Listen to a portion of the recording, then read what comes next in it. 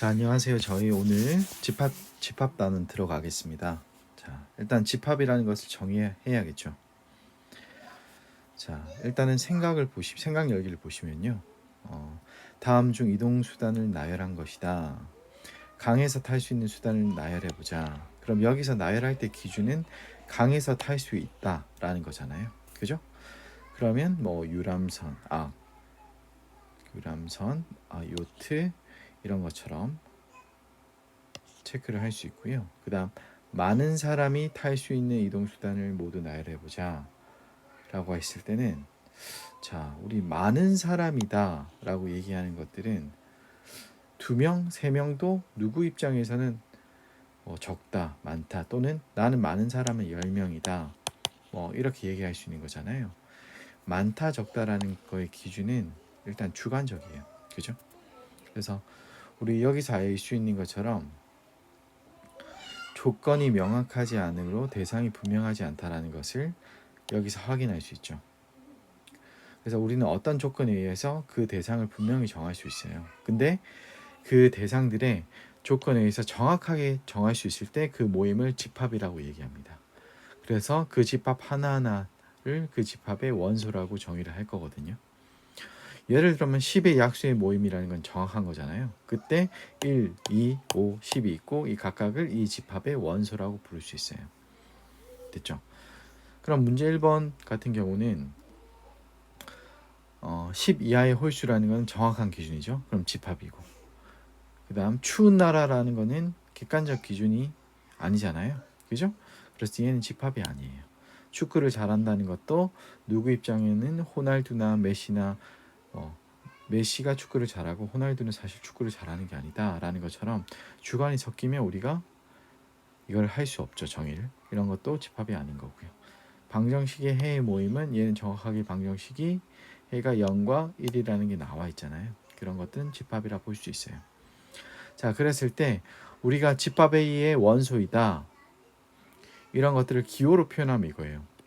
A가 집합의 원소일 때는 이런 모양으로 스몰 a가 라지 A 집합에 포함된다라고 표현을 할 수 있고요. 포함되지 않는다라는 거는 여기 작대기를 이렇게 그어주시면 돼요. 포함된다의 작대기를 이렇게. 그죠?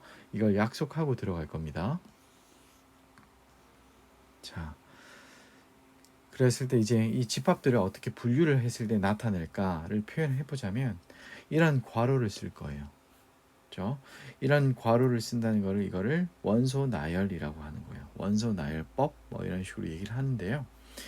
예를 들어서 8의 약수의 집합을 A는 1, 2, 4, 8 이런 괄호를 하는 거거든요. 그죠? 그랬을 때 우리가 보통은 이렇게도 표현을 하고, 이 모든 집합의 원소들이 갖는 공통 성질이 있을 수 있죠. 1, 2, 4, 8이라는 건 뭐야? 8의 약수잖아요. 그죠? 그래서 이런 공통 성질을 이렇게도 표현할 수 있어요. 예를 들어서 x라는 거는 원소를 대표하는 문자입니다. 자, 이 x라는 거는 아직 정해져 있는 숫자는 아니고요. 이런 x인데 뒤에 그 조건 기준이 나와 있어요. 발을 기준으로 x라는 거는 8의 약수다. 그랬을 때 그 x들을 모아놨다 얘기를 해주시면 되고요. 자, 다시 한번 우리가 어떻게 표현할 거냐면 x가 있고 바가 있고 여기 있잖아. 그럼 우리가 표현할 건 x야. 즉 이 원소를 표현하는 대표 문자인데 그거에 대한 기준이 여기 있다라는 거예요. 그죠? 사실 이걸 전문 용어로 조건제시법이라고 얘기를 하거든요. 근데 우리는 그런 용어를 외우진 않고요. 괄호를 하고 바가 있으면 내가 쓸 집합은 여기 앞에 있는 집합인데 그거에 대한 조건은 뒤에 나와 있다라고 생각해 주시면 돼요. 예를 한번 들어볼게요.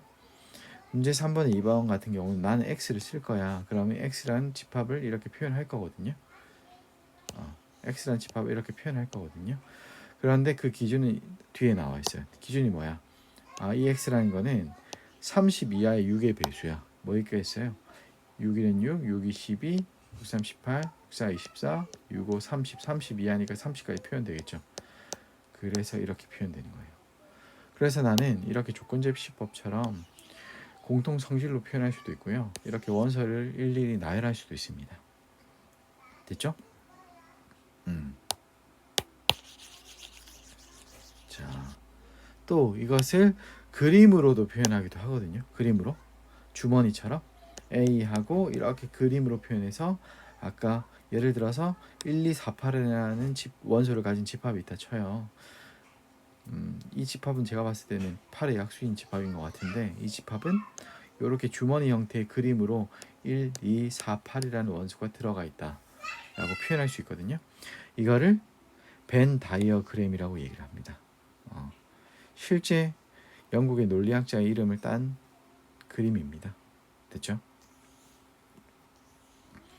자, 그 다음 이 집합의 원소의 개수는 어떻게 표현할까? 이걸 또 약속을 할 건데요. 예를 들어서 우리가 집합이 안에 없을 수 있어요. 자, 없을 수 있다. 이게 무슨 뜻이냐면 제가 어떤 집합을 이렇게 놨어요. x라 놨고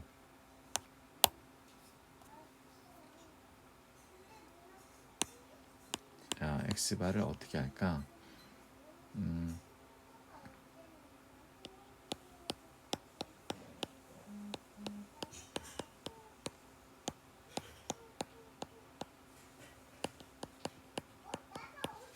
자, 이렇게 할게요. 조건제시법을. 자, x라는 집합, x라는 원소로 이루어진 집합인데요. 이 x라는 건 x제곱 플러스 x 플러스 1은 0을 만족하는 실수로 이루어진 집합이라 칠게. 근데 얘를 하면 판별식 d가 얼마야? 0보다 작으니까 이걸 만족하는 실수는 있어 없어요? 없죠. 그래서 집합은 사실 이렇게 조건제시법으로 표현했지만 그 원소가 없을 수도 있거든요. 그래서 원소가 하나도 없는 집합을 공집합이라 얘기하는 거예요. 그렇게 이름을 부를 거고요. 여기 동그라미에 이런 표시를 할 겁니다. 이거 자체는 뭐냐면 공집합에 대한 표시야. 그래서 얘는 원수가 아니라 집합에 대한 표시야.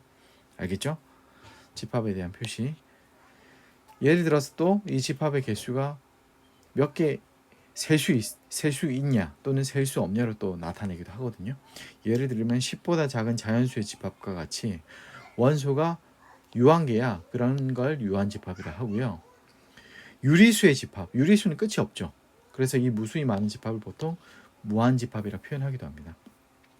없는 집합을 어떻게 공집합.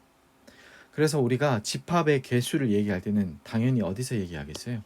유한집합에서 얘기를 하겠죠. 그죠? 공집합은 집합의 개수가 없다라고 보면 되는 거니까.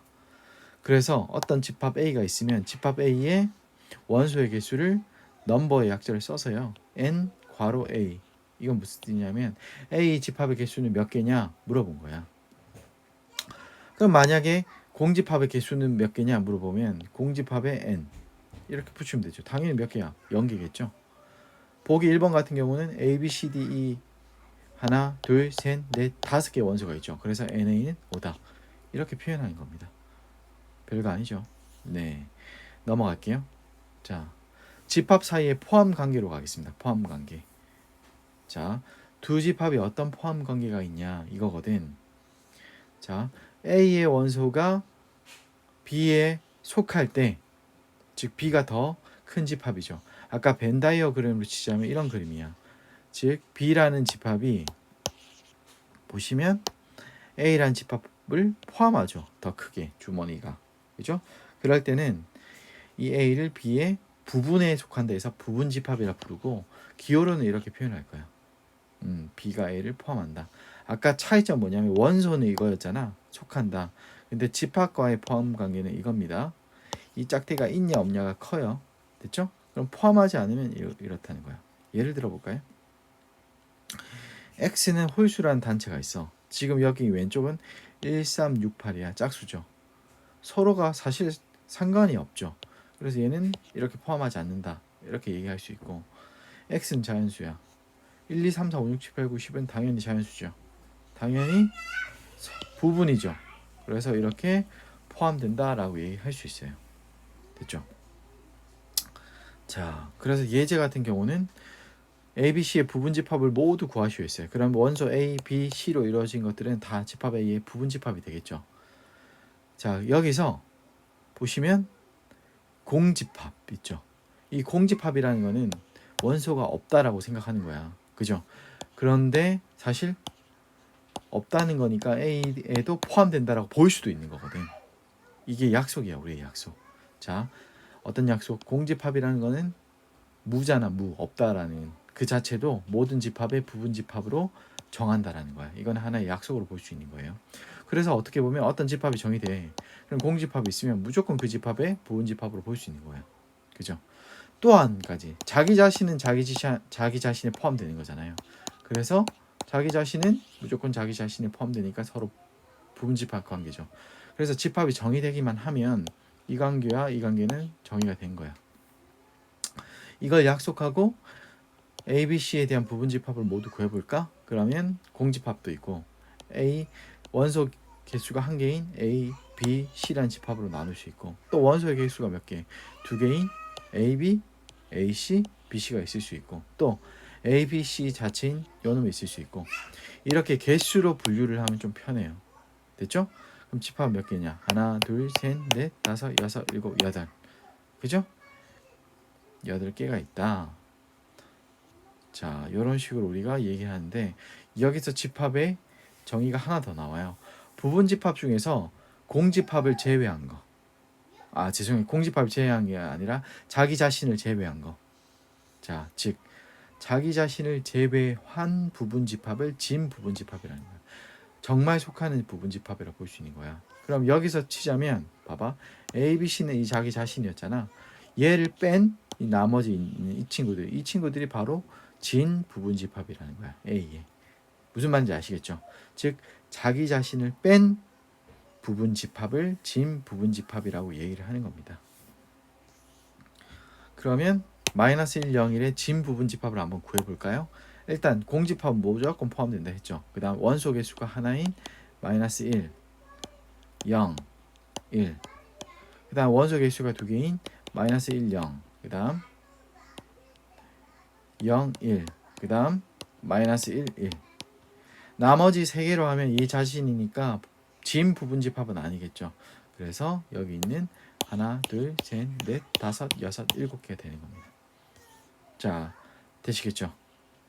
자, 다음 시간에는 우리가 집합에 대한 연산에 대한 얘기를 할 거거든요. 합집합, 교집합, 차집합 이런 것들을 합니다. 자, 일단 이 영상은 여기까지 할게요. 고생하셨습니다.